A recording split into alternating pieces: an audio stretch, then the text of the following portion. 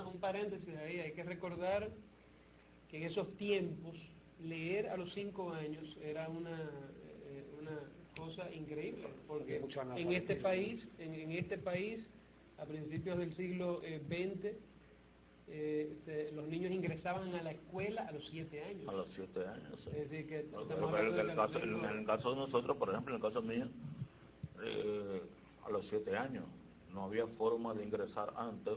Lógicamente mi madre se inventó una cosa para que yo ingresara a los 6. Pero todavía, hace, qué sé yo, 30 años, era así. Nada, siguiendo con lo que fue la niñez y la primera juventud de Rubén Darío, cuando él se va a vivir a Managua, se enamora por primera vez de una joven. Era muy enamoradizo, hay que decir la verdad, de Rubén Darío. Muy joven.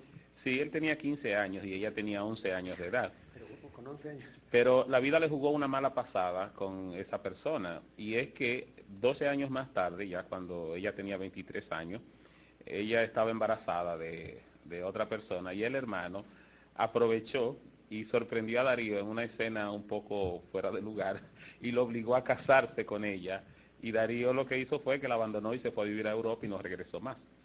Pero terminó mal la historia con esa joven que se enamoró tan temprano. Sí, pero fue precoz en todo, porque incluso la primera vez que él se marcha fuera del país, a El Salvador, yo no sé, pero debería tener 17. Sí, muy jovencito. O sea, cuando él se marcha a El Salvador, son sus amigos que lo motivan a que viaje, para que abandone esa intención y para que se desarrolle, porque ellos sí sabían el talento que había oculto. ¿Sabes lo que pasó ahí, Moisés? Los intelectuales decían que un talento así, un muchacho tan joven y con tantas posibilidades debería estudiar en Europa. Y se estuvo barajando la posibilidad.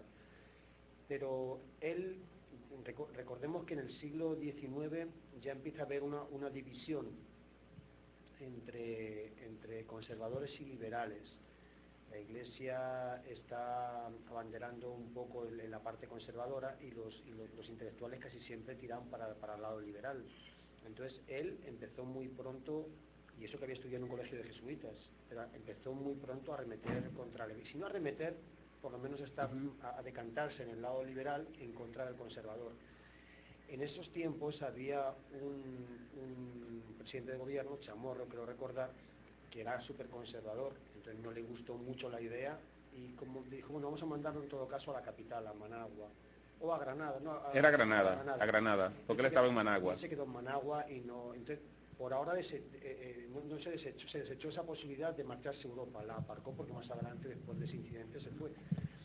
Pero él arrancó muy jovencito para El Salvador, y allí en El Salvador conoció a otro escritor ya con más relevancia que él, más mayor, Gaviria, creo recordar, Francisco Gaviria, que tenía mucha influencia francesa. Había leído a los franceses, que después hubo mucha influencia de Víctor Hugo, por ejemplo, y de los poetas malditos, en fin, eso, pero de momento le creó un poco el interés, que luego llega más adelante el asunto de incorporar a la métrica castellana los versos alejandrinos, en vez de ser de 11, entonces de casi que era de 14, eran versos larguísimos. El otro día me acuerdo que tú recitabas un par de ellos, que luego quizá lo puedas tú recitar o leer a los televidentes. Pero el que de verdad influye en él, o le lleva un poco al camino de lo francés, que tenía mucha relevancia a finales del siglo XIX,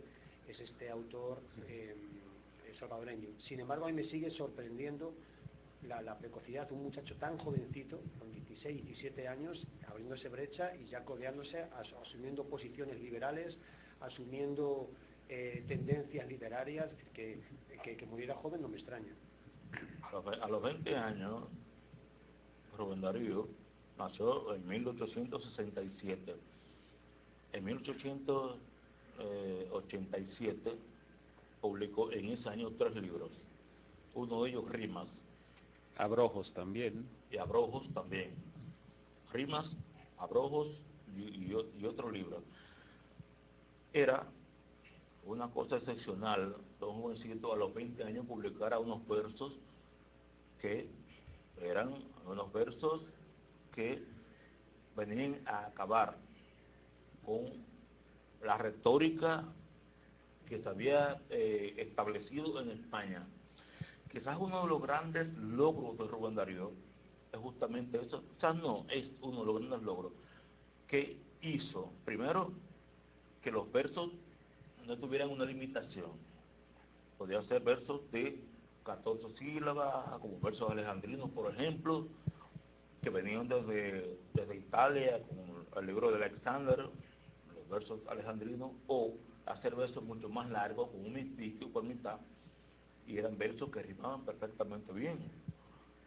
Quizás el logro más grande de Rubén Darío fue revertir lo que estaba pautado en términos oficial de imperspectiva literaria y crear versos tan largos. Pero publica 3 libros, hace 3 libros en el 87. Y en el 88, entonces, publica el libro Azul, claro, que es no su mejor libro, pero sí el libro que lo catapulta a él como gran poeta y también como gran prosista, que hurga en los paraísos de Oriente, en Francia y cosas. Y en Azul, cosa muy rara, que dice, pienso que no Unamuno, Es Juan Valera. que dice que habla de París sin nunca haber ido a París, y narra las cosas que hay en París sin nunca haber ido a París.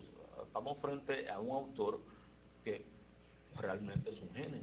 A los 21 años publica un libro, Azul, que si no es su mejor obra, porque la mejor obra la publica después, en el 96, Cantos de Vida y Esperanza, y además Prosa Profana, que son sus 2 obras. Le digo, Cantos de Vida y Esperanza la publica en 1905.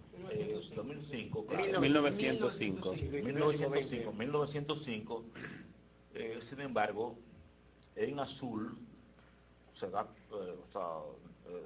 es el poeta que todo el mundo iba a conocer. O sea, las características de un verso nuevo que venía orquestado por Martí, por Asunción Silva, por Gutiérrez Nájera, pero era él el que iba a hacer el verso de verdad que,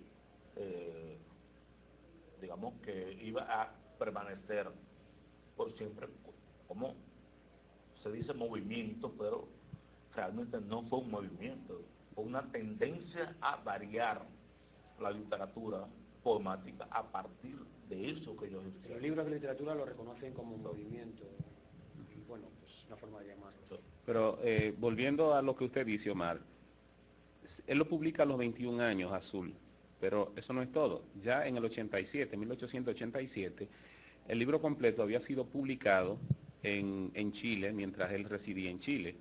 Y cuando él hace la recopilación y lo publica como libro, con ayuda de 2 amigos chilenos, él se lo envía a Juan Valera a España. Juan Valera en ese momento estaba considerado la voz más importante de la novela española, es el escritor de Pepita Jiménez. Entonces Juan Valera le escribe 2 cartas. Ya a partir del 1895, creo, cuando cada vez que el libro se publica, viene con las 2 cartas que le había escrito Juan Valera y que había publicado en un periódico madrileño, destacando la importancia de la literatura de este joven. Él dice, Juan Valera confiesa que cuando él vio el título tan pretencioso, Azul, pensó, ya viene uno más, porque el azul llegó un momento en el cual se convirtió en el color, creo que era el color de los románticos, y ya estaban cansados con el uso. No, eso viene de Víctor Hugo.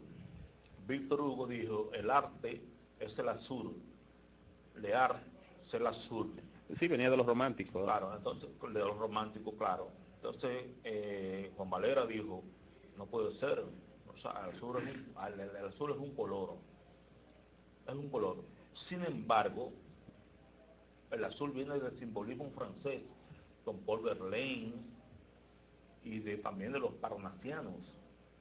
Entonces, el azul simbolizaba el vuelo, o sea, hacer